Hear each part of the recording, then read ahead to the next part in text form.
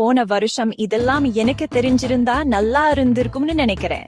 கோடையில எப்பவும் குளுமையா புத்துணர்ச்சியா இருக்கிறதுக்கு என்னென்ன பண்ணலாம்னு பார்க்கலாம். முதல்ல சாப்பாடு, சாலட், தர்பூசணி, மாம்பழம் மாதிரி பழங்கள், ஸ்மூத்திஸ்னு லேசான சாப்பாடு சாப்பிடுங்க. எண்ணெயில பொரிச்சா கனமான சாப்பாடெல்லாம் சாப்பிட்டு உடம்பு மந்தமா ஆக்கிடாதீங்க.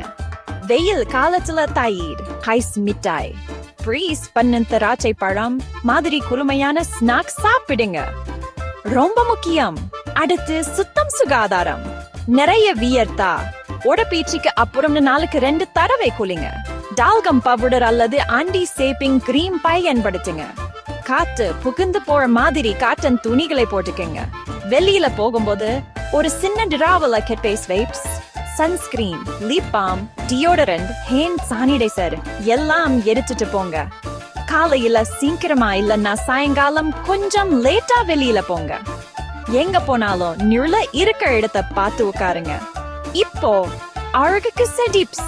SPF இருக்கிற லிப் பாம் உங்க உதட்ட அழகா வச்சுக்கோம், வெயில்ல இருந்தும் காப்பாத்தோம். பேஸ் மிஸ்ட் அல்லது ரோஸ் வாட்டர் ஸ்ப்ரே பயன்படுத்துங்க, புத்துணர்ச்சியா இருக்கும். மேக்கப் அதிகமா போடாதீங்க. வாட்டர் ப்ரூஃப் மஸ்காரா, கொஞ்சம் கிரீமி ப்ளஷ் போதும். கடைசியா மனசுக்கும் கொஞ்சம் புத்துணர்ச்சி. கோடை விடுமுறை என்ன பண்ணணும், என்னெல்லாம் நடந்துச்சுன்னு ஒரு டைரியில எழுதி வச்சுக்கோங்க. ரிலாக்ஸா இருக்கிறதுக்கு ஒரு பாட்டு லிஸ்ட் போட்டுக்கோங்க. நைட் நேரத்துல வாக்கிங் போங்க. வானத்துல நட்சத்திரங்களை பாருங்க. குளுமையா புத்துணர்ச்சியா இருங்க. கோடை விடுமுறைய நல்லா என்ஜாய் பண்ணுங்க.